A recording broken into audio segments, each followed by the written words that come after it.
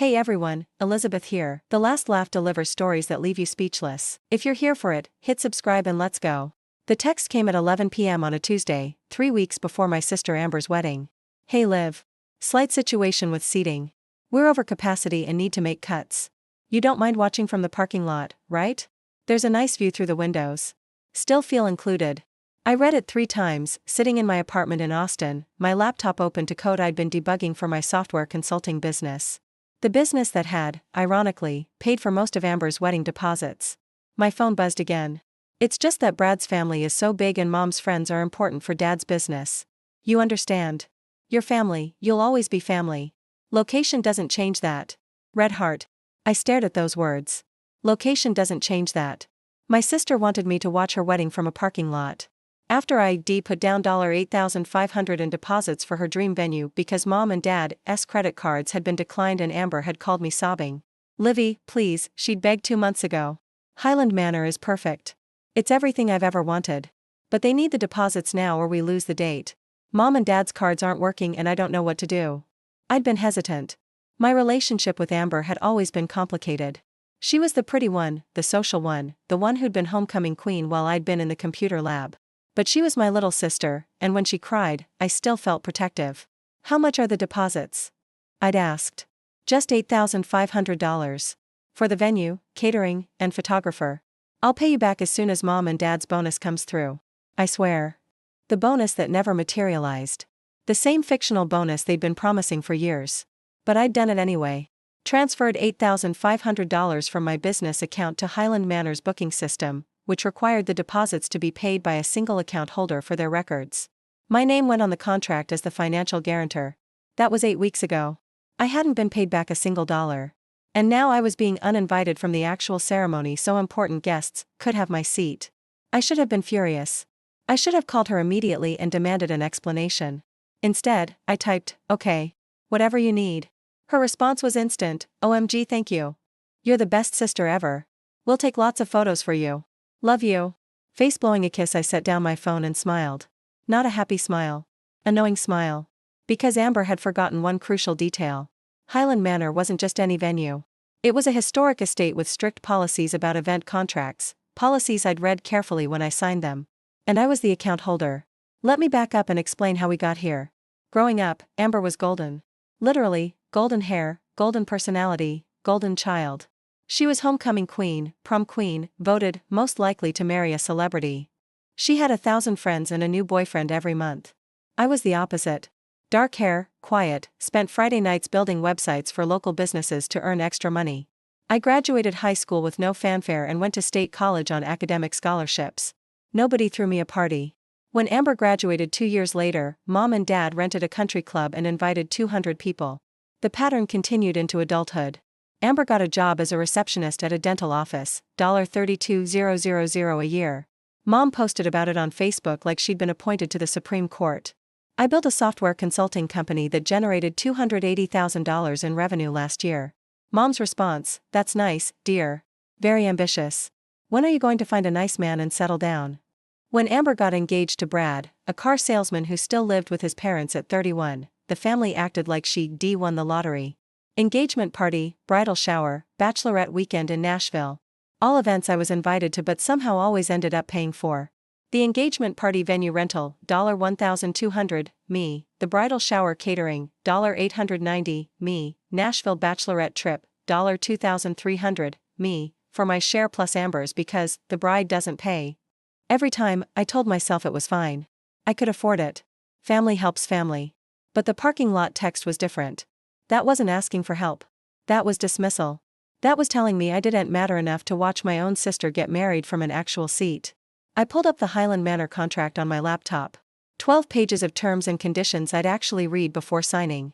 Section 4.3 caught my attention. Event bookings require the presence and approval of the original account holder. Any changes to event details must be authorized by the account holder.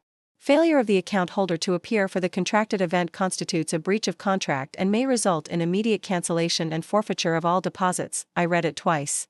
Then I pulled up Highland Manor's phone number and saved it to my contacts. Then I went to bed. The next morning, I woke up to 7 texts in the family group chat. Mom, so excited for Amber's big day. 3 weeks.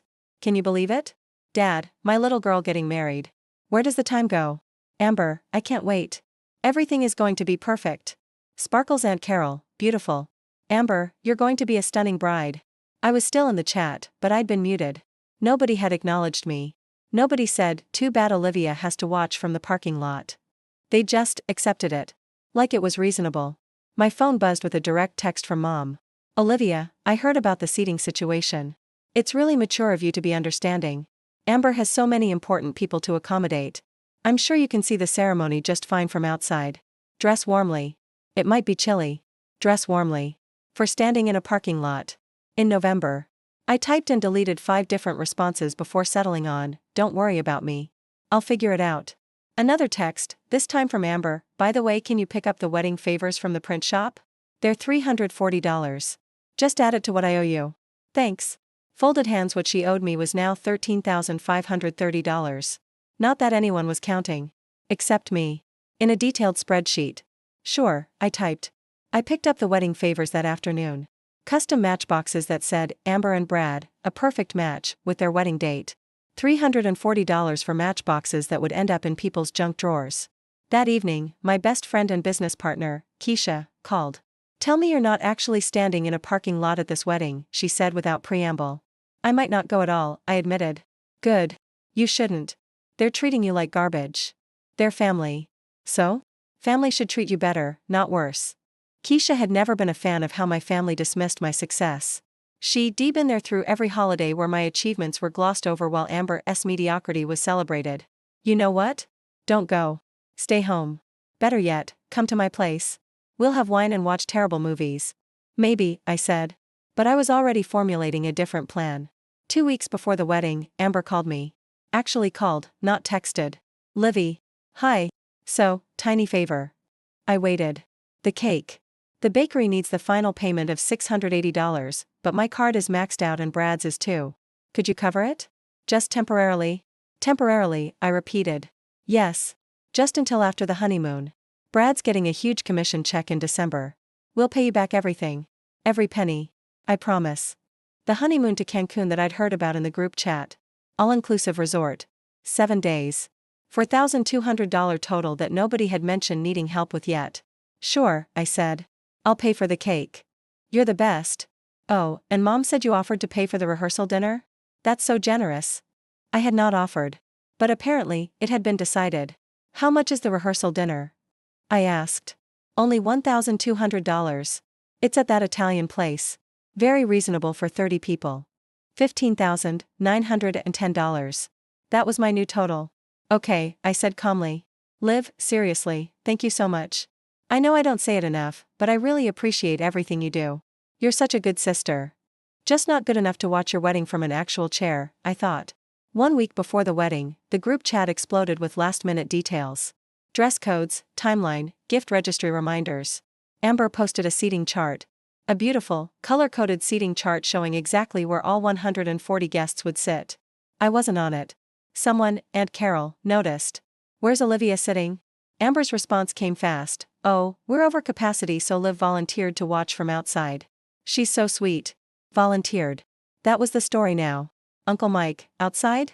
In November? Mom, it's fine. She doesn't mind. Liv is very low maintenance. Low maintenance. Translation, easy to dismiss. Keisha called again that night. I saw your mom's Facebook post about the wedding. She mentioned generous family and friends who made this day possible. Not a single mention of your name. I saw it. Liv, you have to do something. This is insane. I am doing something, I said. I'm waiting. Waiting for what? You'll see. The night before the wedding, I couldn't sleep. I kept thinking about Highland Manor's contract, section 4.3, and the phone number saved in my contacts. At 2 a.m., I got up and made tea. Then I opened my laptop and reviewed every payment I'd made.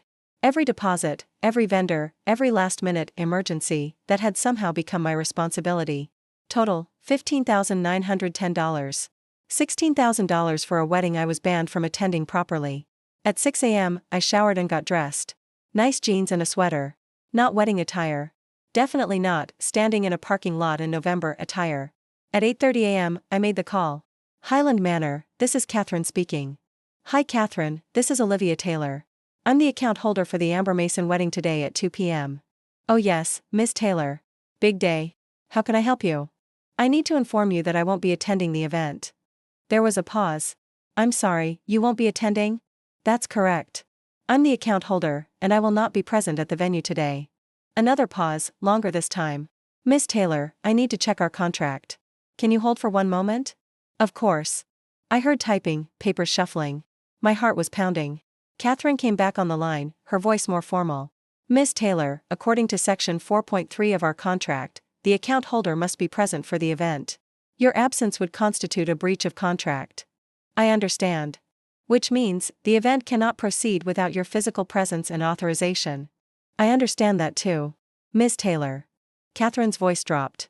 Are you telling me you won't be attending let me check. Your sister's wedding? The wedding is in 5 hours. That's correct. I was uninvited from the ceremony. I was told to watch from the parking lot to make room for more important guests. Dead silence. From the parking lot, Catherine repeated slowly. Yes. After you paid $8,500 in deposits and are listed as the financial guarantor. Yes.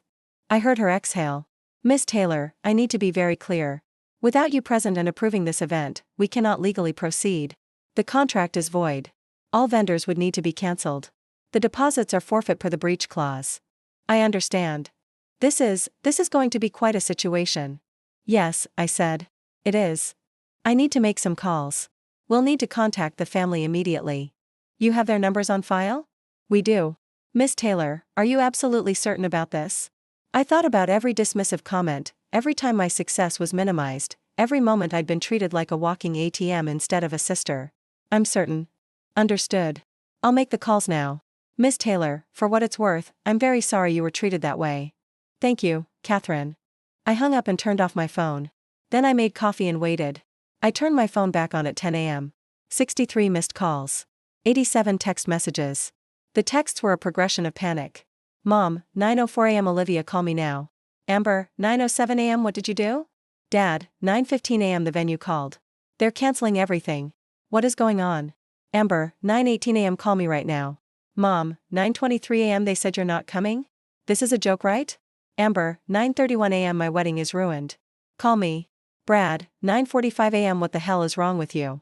Mom, 9:52 a.m. Olivia Marie Taylor, you answer this phone right now. Amber, 9:58 a.m. Please Livy, please call me please, we can fix this. The voicemails were worse. Amber sobbing. Mom screaming. Dad demanding explanations. I listened to one voicemail from Amber, left at 9:47 a.m. Livy, please, oh my God, please pick up.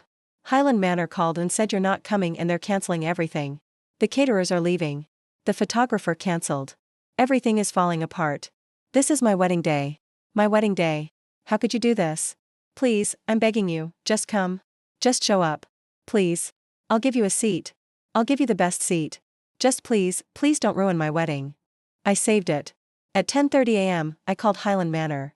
Catherine, it's Olivia Taylor. Miss Taylor. It's been quite a morning. I imagine so. What's the status? All vendors have been notified of the cancellation. The catering staff is packing up. The photographer cancelled. The florist is removing the arrangements. Your family has been very upset. Are they still there? Your sister and mother are in the parking lot. They've been calling your phone repeatedly. Security has been notified in case the situation escalates. The parking lot. The irony wasn't lost on me.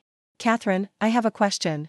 If I were to come to the venue now, could the event be reinstated? The photographer definitely won't come back. He was quite angry about the last-minute cancellation. The florist might, for an additional fee.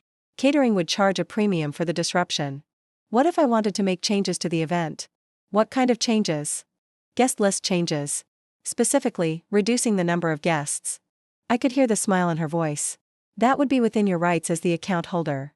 Thank you, Catherine. I'll be there in 45 minutes. I drove to Highland Manor in my jeans and sweater, listening to my phone buzz continuously on the passenger seat. The venue was beautiful, a historic mansion on 50 acres with gardens and a lake. Worth every penny of that $8,500 deposit I'd paid. I parked and walked toward the main building. Before I reached the entrance, I heard screaming. Where is she? Where the hell is my sister? Amber, in her $3,200 wedding dress, was pacing the circular driveway. Her makeup was ruined from crying. Mom stood nearby, phone pressed to her ear, looking furious. Brad sat on a stone wall, head in his hands. Various guests milled around in formal wear, looking confused and uncomfortable. I walked up the drive calmly. Amber saw me first. Olivia. She ran toward me, wedding dress billowing. For a second, I thought she might hug me. Instead, she stopped 3 feet away, shaking with rage. How could you? Her voice cracked. How could you ruin my wedding? I didn't ruin anything, I said calmly. I simply informed the venue I wouldn't be attending. Because you're crazy. You're insane. Mom rushed over. Olivia, what is wrong with you? This is your sister's wedding day. I'm aware. I paid for most of it. So what, you're holding it hostage?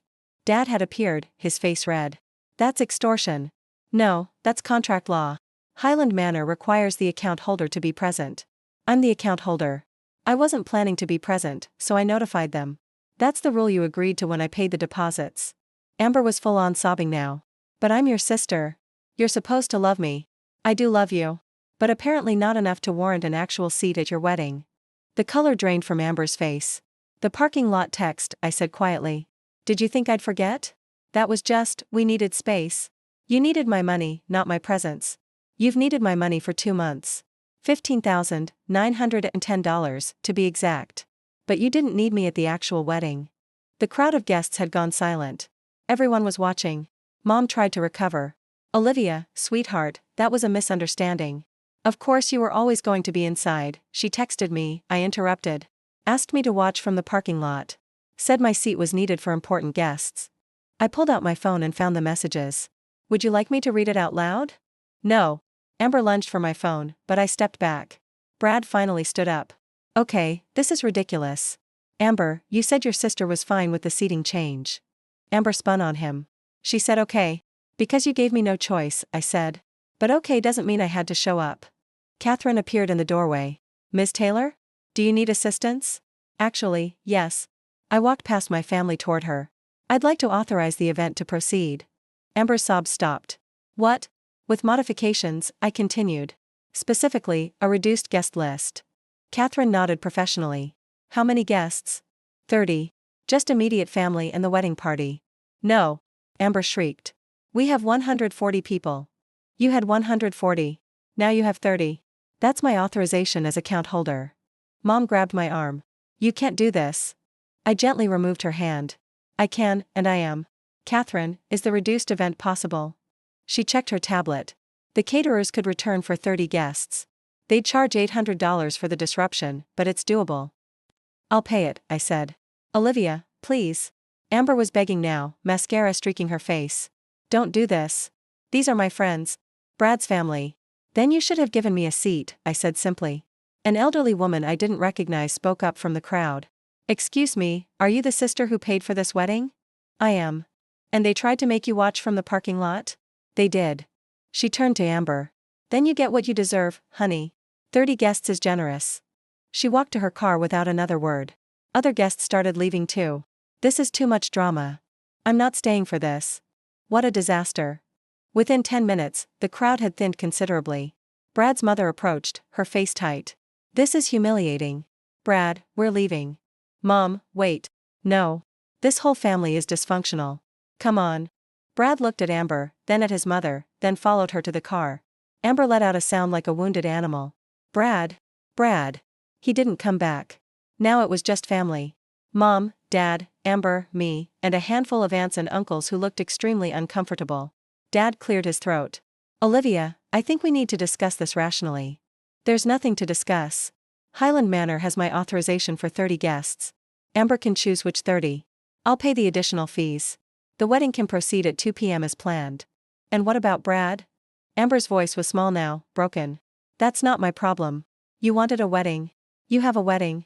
Whether you have a groom is up to him. Mom's phone rang. She answered, listened, then closed her eyes. Brad's not coming back. His mother convinced him this is a red flag. Amber collapsed onto the stone steps, wedding dress pooling around her. She wasn't crying anymore. She was just empty. I should have felt triumphant. Vindicated. Satisfied. Instead, I just felt tired. Catherine, I said. Cancel the event entirely. Full cancellation. Miss Taylor, I'm authorizing complete cancellation. Amber can keep the dress. Refund whatever deposits are refundable. Consider the rest my wedding gift to a marriage that isn't happening. I walked back to my car. Behind me, I heard Amber whisper, "Livy, wait." I stopped but didn't turn around. "I'm sorry," she said. "I'm so sorry. You're right. About everything. I treated you terribly. I used you. I took you for granted. I was awful." I turned. She was still sitting on the steps, looking small and destroyed. "Yeah," I said. "You were. Can you forgive me?" I thought about it. Really thought about it. "Maybe," I said finally. "Eventually. But not today. Today, I'm going home. Will I ever see you again? When you learn to value people instead of what they can give you, call me. Until then, consider this an expensive lesson." I got in my car and drove away. 3 months later, I got a letter. Handwritten, 6 pages long. Amber had broken off the engagement with Brad permanently. She'd moved out of mom and dad's house. She'd started therapy. She'd gotten a second job to start paying me back, $200 a month, every month, no excuses. The letter was filled with apologies, acknowledgments, and genuine remorse. "I don't expect you to forgive me," she wrote. "I just need you to know that I finally understand what I did. And I'm working every day to become someone worthy of having a sister like you." I read it twice, then put it in a drawer. Maybe one day I'd respond. But not today. Today, I had a business to run, clients to serve, and a life that didn't revolve around being useful to people who didn't value me. Some bridges burn for a reason. And I was finally okay with that. Have you ever been treated like a bank account instead of family? How did you set boundaries? Share your story below.